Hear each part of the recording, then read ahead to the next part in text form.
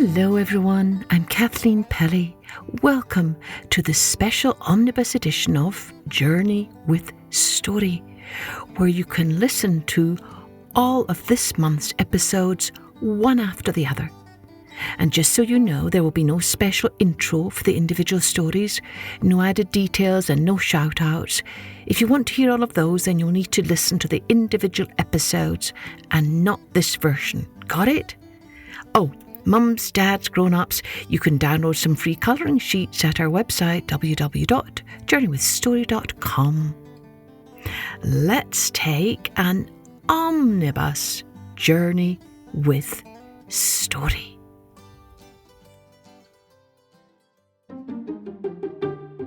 Now, let's take a journey with Bad Sir Brian Botany by A. Milne. Sir Brian had a battle axe with great big knobs on. He went among the villagers and blipped them on the head. On Wednesday and on Saturday, especially on the latter day, he called on all the cottages, and this is what he said. "I am Sir Brian. I am Sir Brian. I am Sir Brian, as bold as a lion. Take that, and that, and that." Sir Brian had a pair of boots with great big spurs on. A fighting pair, of which he was particularly fond. On Tuesday and on Friday, just to make the street look tidy, he'd collect the passing villagers and kick them in the pond. "I am Sir Brian. I am Sir Brian. I am Sir Brian, as bold as a lion. Is anyone else for a wash?" Sir Brian woke one morning and he couldn't find his battle axe. He walked into the village in his second pair of boots. He had gone 100 paces when the street was full of faces, and the villagers were round him with ironical salutes. "You are Sir Brian? My. You are Sir Brian? Dear. You are Sir Brian, as bold as a lion? Delighted to meet you here." Sir Brian went a journey, and he found a lot of duckweed. They pulled him out and dried him, and they blipped him on the head. They took him by the breeches, and they hurled him into ditches. They pushed him under waterfalls, and this is what they said. "You are Sir Brian? Don't laugh. You are Sir Brian? Don't cry.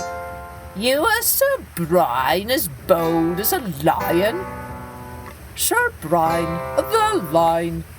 Goodbye." Sir Brian struggled home again and chopped up his battle axe. Sir Brian took his fighting boots and threw them in the fire.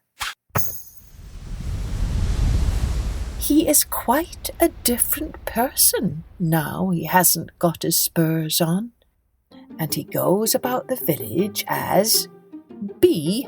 Botany, Esquire. "I am Sir Brian. Oh, no. I am Sir Brian? Who is he? I haven't any title. I'm Botany. Plain Mr. Botany B."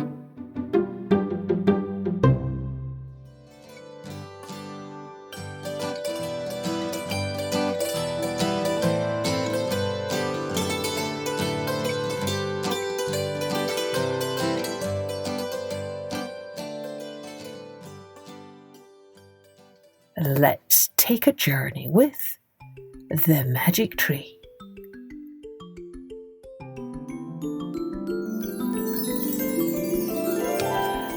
A long time ago in Africa, there was a terrible drought. The rains did not fall. The plants, the grass, and the trees all stopped growing. The animals were hungry. They walked across the great flat plains in search of food. For many days and for many miles, they walked and walked and walked until finally they came upon a most magnificent tree. The tallest tree they had ever seen, with branches that bowed and buckled with the weight of ripe, juicy fruits, the likes of which they had never seen before. But try as they might, none of the animals could reach the fruit, for the branches were too high, and the trunk of the tree was too smooth for them to climb. The animals cried and wailed, "What are we to do?" "Listen," roared Lion, king of the jungle. "I remember my grandfather told me a story about this magic tree whose fruit could only be reached by one who knew the name of the tree." "Well, tell us! Who can tell us the name of the tree?" cried the animals.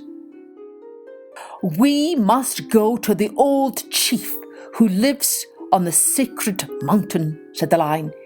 "He will tell us its name." "I will go," said Hare. "I am the fastest runner."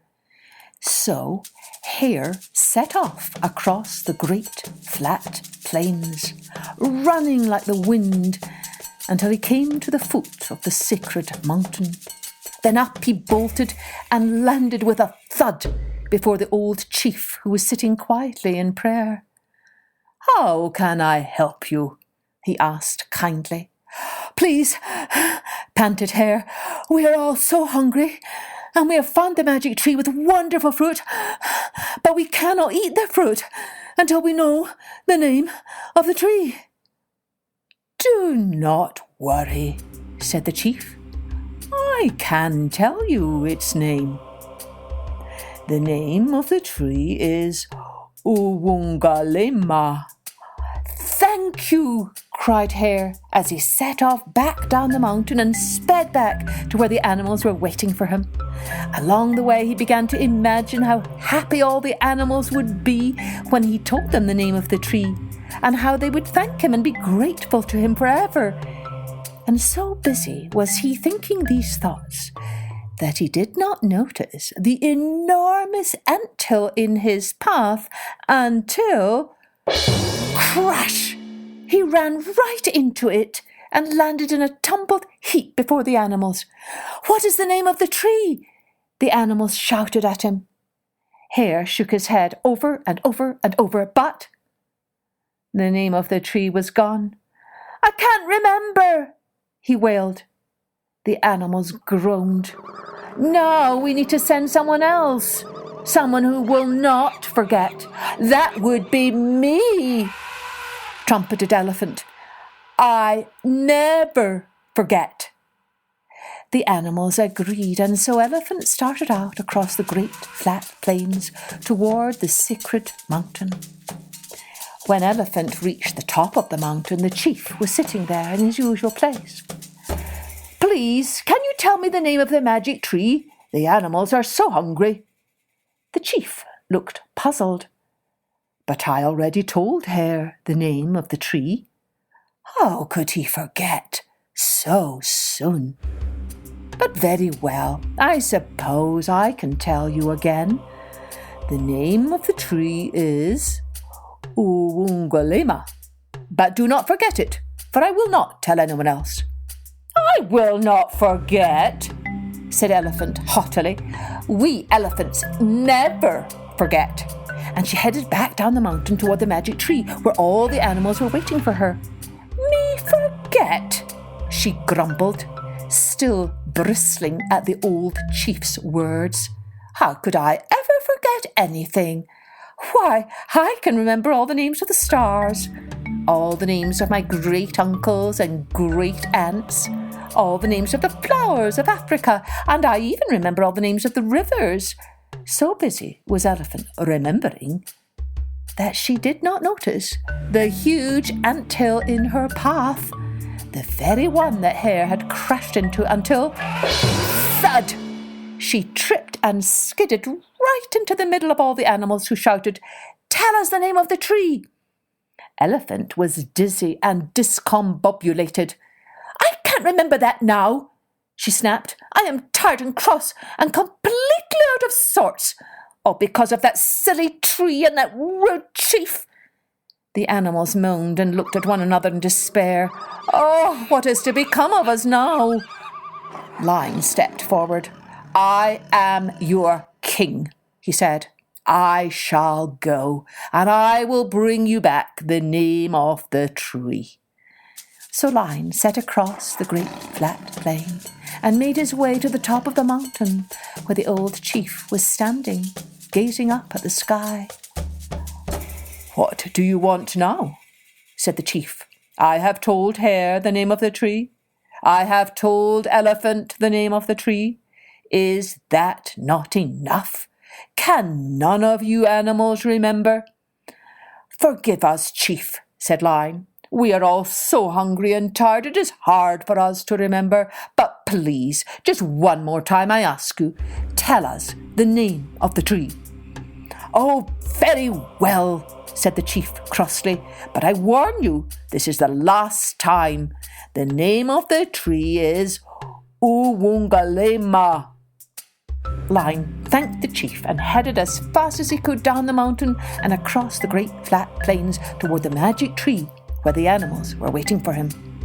"I should have gone in the first place," he thought as he walked. "After all, I am the king of all the animals, and I am the smartest and the wisest and the cleverest." So busy was Lion listing all his many wonderful qualities that he did not notice the enormous anthill in his path, the same anthill that had tripped up Hare and Elephant until, whoosh, Lion went head over heels and landed in a tangle of tail and mane right in front of all the animals. "What's the name of the tree?" they yelled. Lion was too upset to speak. He just shook his head and closed his eyes in shame. The animals were too tired, too sad, and too hungry to speak. At last, after a very long time, young Tortoise spoke. "I will go and find out the name of the tree." "You?" said the animals. "But you are just a tortoise. You are too slow, too stupid, too young." But already Tortoise was on his way. Little by little he plodded across the great flat plains, right up to the foot of the sacred mountain. And little by little he trudged up the side of the mountain until he came face to face with the old chief, who was glaring at him. "If you have come to ask me for the name of the tree, go away," roared the chief. "I already told Hare. I already told Elephant. I already told Lion. So I will not tell anyone else that the name of the tree is Uwungalema." Tortoise turned and set off down the mountain and over the great flat plains toward the magic tree where all the animals were waiting. As he walked, he said, "The name of the tree is Uwungalema, Uwungalema." Over and over and over again he chanted the name, Uwungalema, Uwungalema, for that is what his mother and her mother before her had taught him. Whenever you want to remember something, you must repeat it over and over again. Tortoise never stopped saying it for mile after mile after mile, even when he grew tired or hungrier or thirsty, and even when he fell right into the huge anthill, he just clambered out, and he kept on walking, and he kept on chanting, O Wongalema, the name of the tree is O Wongalema. None of the animals noticed Tortoise as he walked right up to the foot of the tree, and he said in a very loud voice, the name of the tree is O Wongalema. At once, the branches of the tree bent low, low to the ground, where all the animals could reach its wonderful, ripe, juicy fruit. They ate and ate and ate until they were full. Then they hoisted Tortoise high in the air, and they cheered and they marched around the tree, chanting, O Wongalema, O Wongalema, the name of the tree is O Wongalema. And they never forgot the name of the magic tree again. Will you?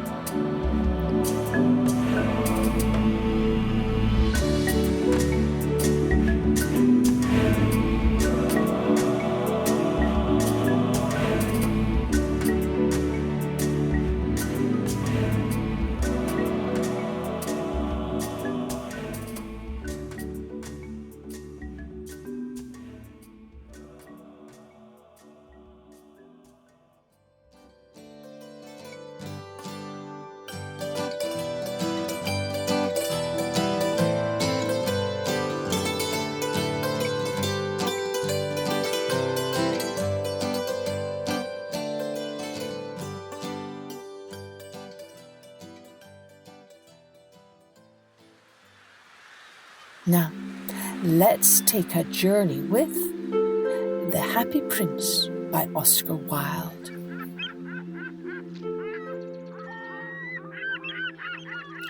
High above the city on a tall column stood the statue of the Happy Prince.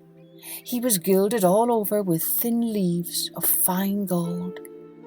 For his eyes, he had 2 bright sapphires, and a large red ruby glowed on his sword hilt. He was very much admired indeed. "He is as beautiful as a weathercock," remarked one of the town councillors, who wished to gain a reputation for having artistic tastes. "Only not quite so useful," he added, fearing lest people should think him unpractical, which he really was not. "Why can't you be like the Happy Prince?" asked a sensible mother of her little boy who was crying for the moon. "The Happy Prince never dreams of crying for anything." "I am glad there is someone in the world who is quite happy," muttered a disappointed man as he gazed at the wonderful statue. "He looks just like an angel," said the charity children as they came out of the cathedral in their bright scarlet cloaks and their clean white pinafores. "How do you know?" said the mathematical master. "You have never seen one." "Ah, but we have in our dreams," answered the children. And the mathematical master frowned and looked very severe, for he did not approve of children dreaming. One night there flew over the city a little swallow. His friends had gone away to Egypt 6 weeks before, but he had stayed behind, for he was in love with the most beautiful reed. He had met her early in the spring as he was flying down the river after a big yellow moth, and had been so attracted by her slender waist that he had stopped to talk to her. "Shall I love you?" said the swallow, who liked to come to the point at once, and the reed made him a low bow. So he flew round and round her, touching the water with his wings and making silver ripples. This was his courtship, and it lasted all through the summer. "It is a ridiculous attachment," twittered the other swallows. "She has no money and far too many relations." And indeed, the river was quite full of reeds. Then, when the autumn came, they all flew away. After they had gone, he felt lonely and began to tire of his lady love. "She has no conversation," he said, "and I am afraid that she is a coquette, for she is always flirting with the wind." And certainly, whenever the wind blew, the reed made the most graceful curtsies. "I admit that she is domestic," he continued, "but I love travelling, and my wife, consequently, should love travelling also. Will you come away with me?" he said finally to her. But the reed shook her head. She was so attached to her home. "You have been trifling with me," he cried. "I am off to the pyramids. Goodbye." And he flew away. All day long he flew, and at night time he arrived at the city. "Where shall I put up?" he said. "I hope the town has made preparations." Then he saw the statue on the tall column. "I will put up there," he cried. "It is a fine position, with plenty of fresh air." So he alighted just between the feet of the happy prince. "I have a golden bedroom," he said softly to himself as he looked round, and he prepared to go to sleep. But just as he was putting his head under his wing, a large drop of water fell on him. "What a curious thing!" he cried. "There is not a single cloud in the sky. The stars are quite clear and bright, and yet it is raining. The climate in the north of Europe is really dreadful. The reed used to like the rain, but that was merely her selfishness." Then another drop fell. "What is the use of a statue if it cannot keep the rain off?" he said. "I must look for a good chimney pot." And he determined to fly away. But before he had opened his wings, a third drop fell, and he looked up and saw. What did he see? The eyes of the happy prince were filled with tears, and tears were running down his golden cheeks. His face was so beautiful in the moonlight that the little swallow was filled with pity. "Who are you?" he said. "I am the happy prince." "Why are you weeping then?" asked the swallow. "You have quite drenched me." "When I was alive and had a human heart," answered the statue, "I did not know what tears were, for I lived in the palace of Sans Souci, where sorrow is not allowed to enter. In the daytime I played with my companions in the garden, and in the evening I led the dance in the great hall. Around the garden ran a very lofty wall, but I never cared to ask what lay beyond it. Everything about me was so beautiful. My courtiers called me the happy prince, and happy indeed I was, if pleasure be happiness.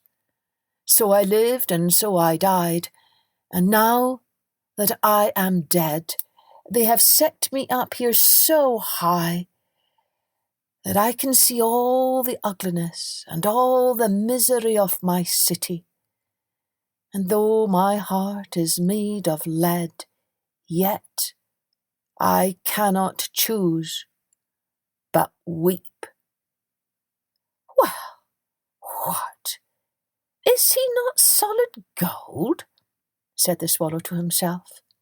He was too polite to make any personal remarks out loud. "Far away," continued the statue in a low musical voice, "far away, in a little street there is a poor house. One of the windows is open, and through it I can see a woman seated at a table. Her face is thin and worn, and she has coarse red hands, all pricked by the needle, for she is a seamstress. She is embroidering passion flowers on a satin gown for the loveliest of the Queen's maids of honour to wear at the next court ball. In a bed in the corner of the room, her little boy is lying ill. He has a fever and is asking for oranges. His mother has nothing to give him but river water, so he is crying. Swallow, swallow, little swallow, will you not bring her the ruby out of my sword hilt? My feet are fastened to this pedestal, and I cannot move. I am waited for in Egypt, said the swallow. My friends are flying up and down the Nile and talking to the large lotus flowers. Soon they will go to sleep in the tomb of the great king. The king is there himself in his painted coffin. He is wrapped in yellow linen and embalmed with spices. Round his neck is a chain of pale green jade, and his hands are like withered leaves. Swallow, swallow, little swallow, said the prince, will you not stay with me for one night and be my messenger? The boy is so thirsty, and the mother so sad. I don't think I like boys, answered the swallow. Last summer, when I was staying on the river, there were 2 rude boys, the miller's sons, who were always throwing stones at me. They never hit me, of course. We swallows fly far too well for that. And besides, I come of a family famous for its agility. But still it was a mark of disrespect. But the happy prince looked so sad that the little swallow was sorry. It is very cold here, he said, but I will stay with you for one night and be your messenger. Ah, thank you, little swallow, said the prince. So the swallow picked out the great ruby from the prince's sword and flew away with it in his beak over the roofs of the town. He passed by the cathedral tower where the white marble angels were sculptured. He passed by the palace and heard the sound of dancing. A beautiful girl came out on the balcony with her lover. How wonderful the stars are, he said to her, and how wonderful is the power of love. Oh, I hope my dress will be ready in time for the state ball, she answered.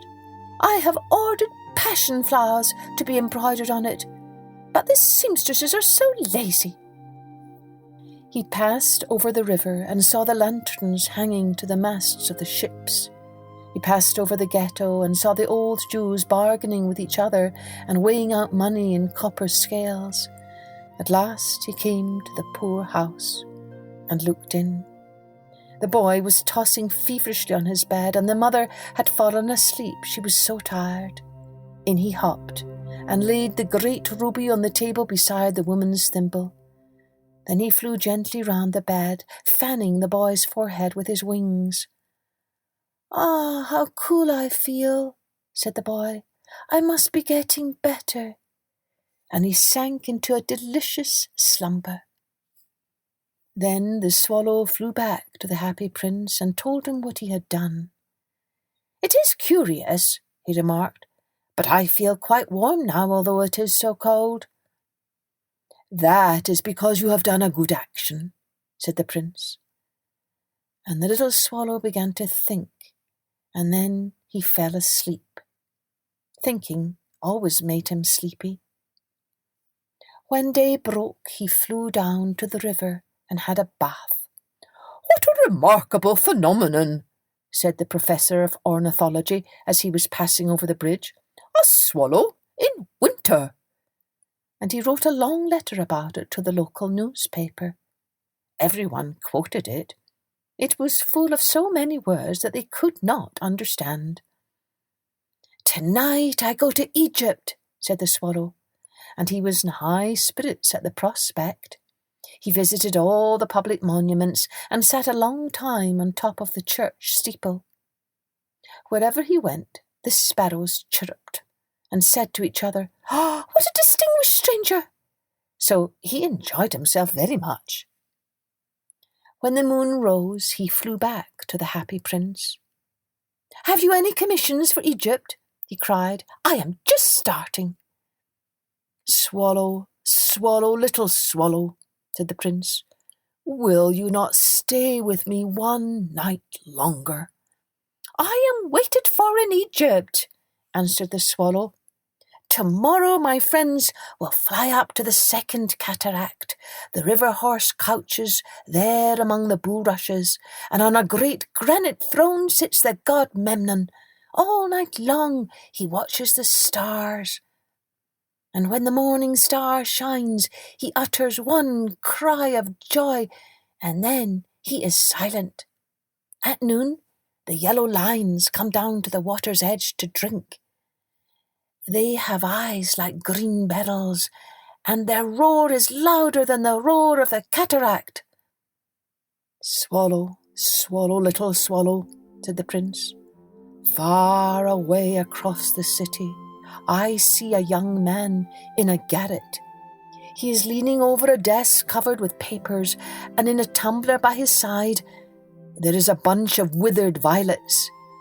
His hair is brown and crisp, and his lips are red as a pomegranate, and he has large and dreamy eyes. He is trying to finish a play for the director of the theatre, but he is too cold to write any more. There is no fire in the grate, and hunger has made him faint." "I will wait with you one night longer," said the swallow, who really had a good heart. "Shall I take him another ruby?" "Alas, I have no ruby now," said the prince. "My eyes are all that I have left. They are made of rare sapphires, which were brought out of India 1,000 years ago. Pluck out one of them and take it to him. He will sell it to the jeweller and buy food and firewood and finish his play." "Dear prince," said the swallow, "I cannot do that," and he began to weep. "Swallow, swallow, little swallow," said the prince. "Do as I command you." So the swallow plucked out the prince's eye and flew away to the student's garret. It was easy enough to get in, as there was a hole in the roof. Through this he darted and came into the room. The young man had his head buried in his hands, so he did not hear the flutter of the bird's wings, and when he looked up, he found the beautiful sapphire lying on the withered violets. "I am beginning to be appreciated," he cried. "This is from some great admirer. Now I can finish my play." And he looked quite happy. The next day the swallow flew down to the harbour. He sat on the mast of a large vessel and watched the sailors hauling big chests out of the hold with ropes. "Heave ahoy!" they shouted as each chest came up. "I am going to Egypt," cried the swallow. But nobody minded, and when the moon rose, he flew back to the happy prince. "I am come to bid you goodbye," he cried. "Swallow, swallow, little swallow," said the prince. "Will you not stay with me one night longer?" "It is winter," answered the swallow, "and the chill snow will soon be here. In Egypt the sun is warm on the green palm trees, and the crocodiles lie in the mud and look lazily about them. My companions are building a nest in the temple of Baalbek, and the pink and white doves are watching them and cooing to each other. Dear prince, I must leave you, but I will never forget you, and next spring I will bring you back 2 beautiful jewels in place of those you have given away. The ruby shall be redder than a red rose, and the sapphire shall be as blue as the great sea." "In the square below," said the happy prince, "there stands a little match girl. She has let her matches fall in the gutter, and they are all spoiled. Her father will beat her if she does not bring home some money, and she is crying. She has no shoes or stockings, and her little head is bare. Pluck out my other eye and give it to her, and her father will not beat her." "I will stay with you 1 night longer," said the swallow, "but I cannot pluck out your eye. You would be quite blind then." "Swallow, swallow, little swallow," said the prince, "do as I command you." So he plucked out the prince's other eye and darted down with it. He swooped past the match girl and slipped the jewel into the palm of her hand. "Ah, what a lovely bit of glass!" cried the little girl, and she ran home laughing. Then the swallow came back to the prince. "You are blind now," he said, "so I will stay with you always." "No, little swallow," said the poor prince, "you must go away to Egypt." "I will stay with you always," said the swallow, and he slept at the prince's feet. All the next day he sat on the prince's shoulder and told him stories of what he had seen in strange lands. He told him of the red ibises, who stand in long rows on the banks of the Nile and catch goldfish in their beaks, of the Sphinx, who is as old as the world itself and lives in the desert and knows everything, of the merchants who walk slowly by the side of their camels and carry amber beads in their hands, of the king of the mountains of the moon, who is as black as ebony and worships a large crystal, of the great green snake that sleeps in a palm tree and has 20 priests to feed it with honey cakes, and of the pygmies who sail over a big lake on large flat leaves and are always at war with the butterflies.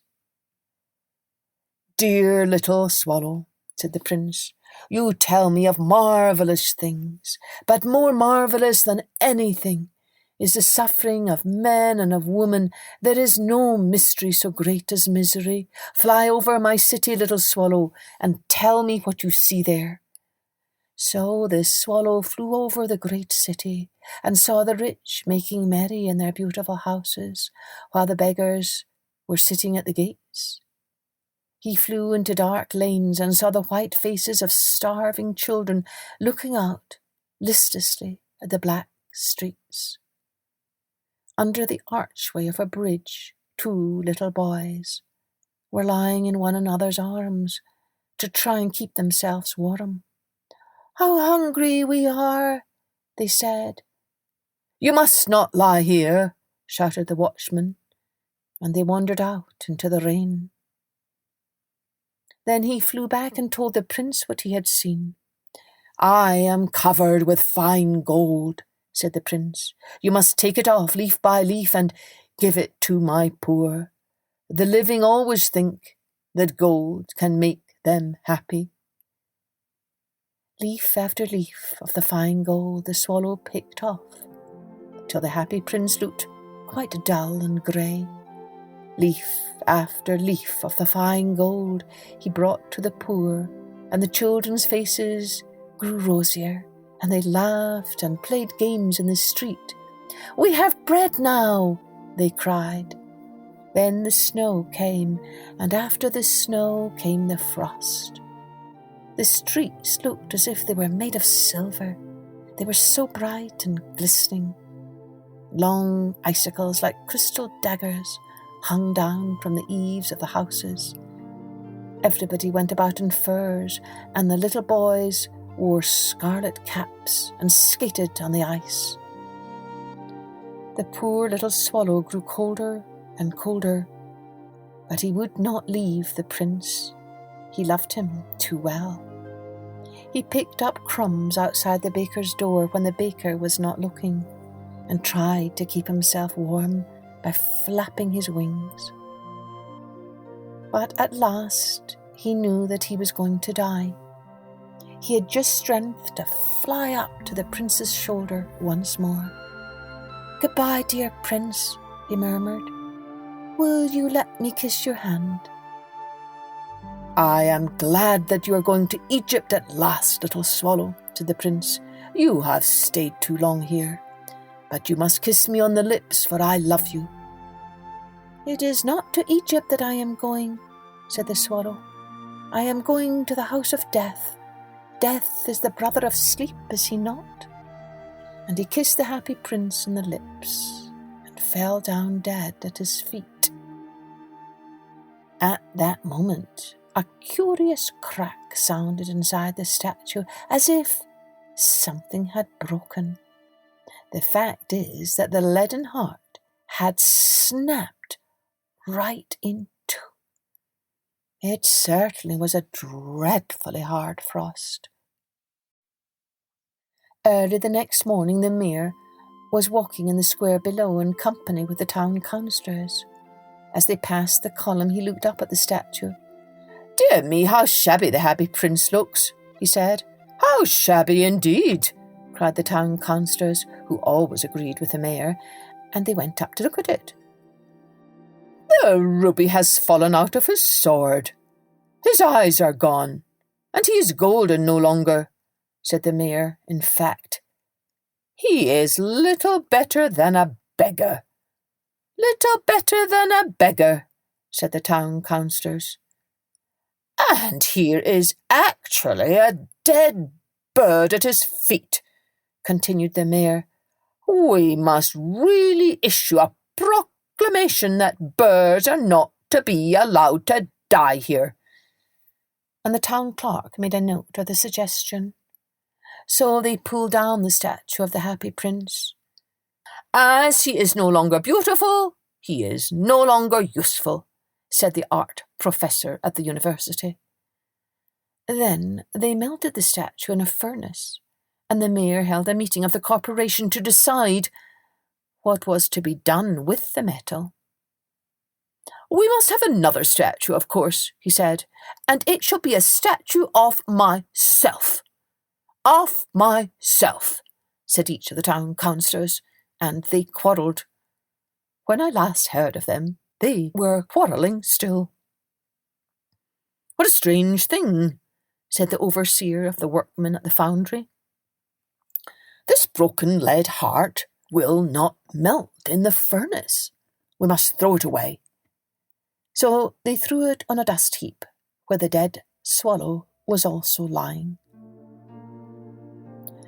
"Bring me the two most precious things in the city," said God to one of his angels, and the angel brought him the leaden heart and the dead bird.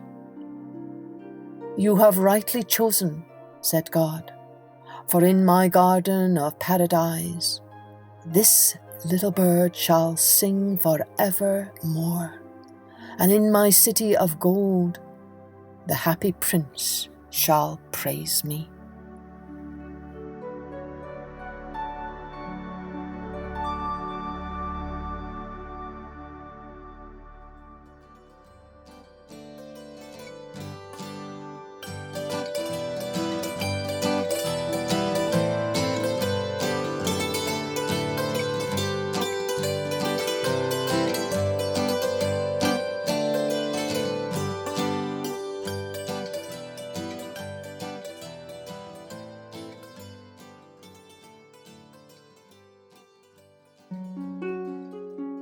Let's take a journey then with Maggie, the farmer's daughter.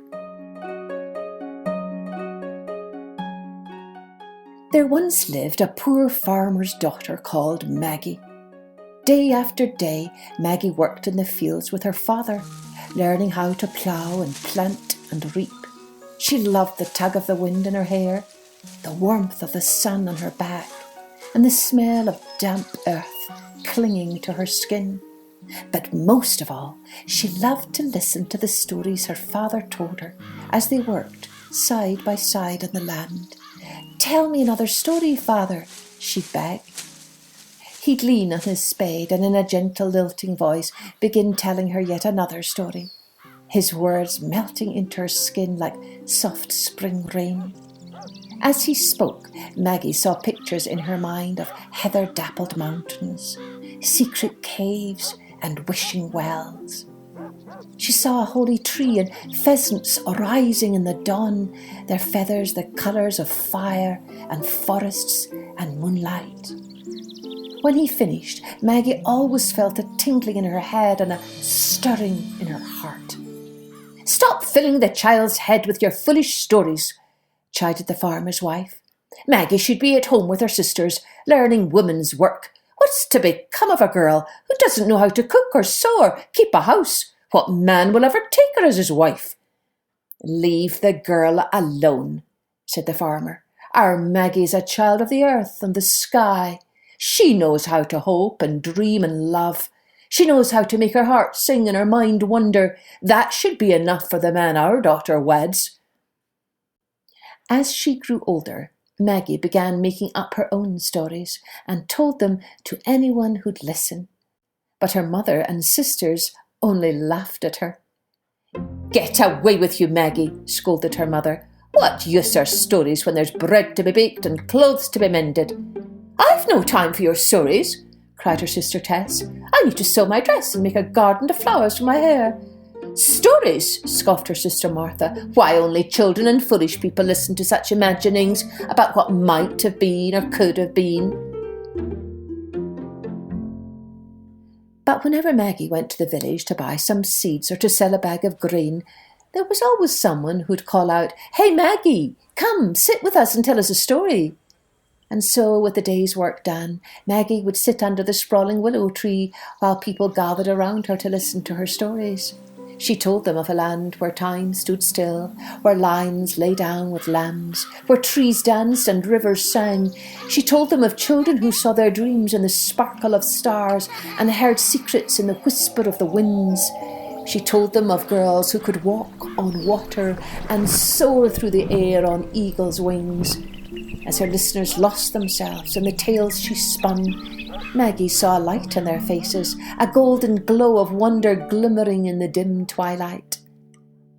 Later, as they walked home together, Maggie's father stroked her hair and murmured, "Aye, Maggie, you have the gift of words. Guard it well, my child, for one day it will set you free." Now it so happened that when Maggie had seen 16 summers come and go, word came to the village that the young king of their land was searching for a wife. In order to find someone who would be able to help him rule the kingdom wisely, the king had prepared a task. "Whoever can do this task," said the king, "shall prove herself worthy to be queen, and if she will have me, then I will ask her to be my bride." On the first day of summer, the village maidens gathered excitedly by the bridge at the edge of the village to learn what the king's task would be. "The road before me leads to my castle," said the king. "It is a long and winding road and is more than one day's walk from here. The task is this. I want someone to make that road shorter for me." A gasp rose from the crowd. "But that's impossible," cried Maggie's mother. "Who ever heard of such a thing?" "What's the use in making a road shorter?" wailed Tess. "Doesn't he care whether his wife has beauty or charm?" "The man must be mad," cried Martha. "Who'd want to marry such a madman, even if he is the king?" Then Maggie's mother and her sisters flounced off home, disgusted with the king and his ridiculous task. One by one, the other girls in the village left too, for none of them knew how to do what the king had asked. Soon, only Maggie and her father remained. "Can it be that you know how to make the road shorter?" asked the king. Maggie saw the sadness in his eyes. "Yes," she said, "I think I can." Taking the king's hand in hers, Maggie began the long walk toward the castle. As they walked, Maggie told the king a story, the greatest story she had ever told. The sun rose high above the treetops, and still Maggie talked, and still the king listened. Lost in her tale, he laughed and he frowned, he wept and he cried aloud with joy. The afternoon shadows lengthened, and still Maggie talked, and still the king listened. Dusk fell, and a nightingale began to sing. The world smelled of tree shadows and wet heather as Maggie wove her web of words, and the king listened. The moon shone and the stars sparkled, and the miles passed by as they walked together hand in hand. When the cock crowed and the dewdrops glistened in the early morning sunshine, they came at last to the king's castle, and Maggie's tale ended in the golden light of dawn. The king fell to his knees and cried out with joy, "Thank you, my sweet and noble lady. Indeed you have made my road shorter, and you have made my heart sing and my spirit soar. Tell me now that you will be my bride and queen for evermore." And so it was that Maggie and the king were married amidst great rejoicing. From that day onward, they sent a storyteller to every town and village in their kingdom, so that at night, as people sat around their fires, they could listen to the tales of old. And so they too learned how to hope and dream and love. And though there were stories aplenty, there was none that was loved so well or told so often as that of Maggie the farmer's daughter, who made a long road short and a king's heart sing.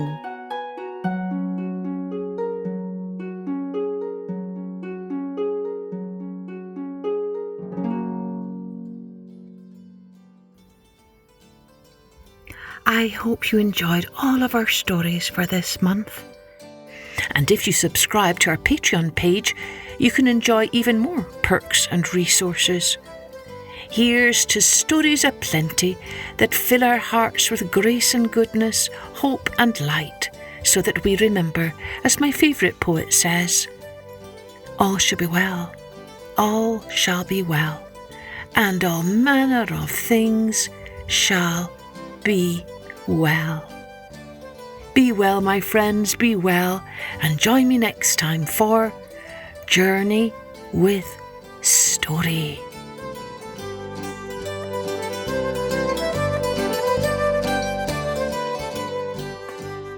Music and post-production was by Colette Jonas.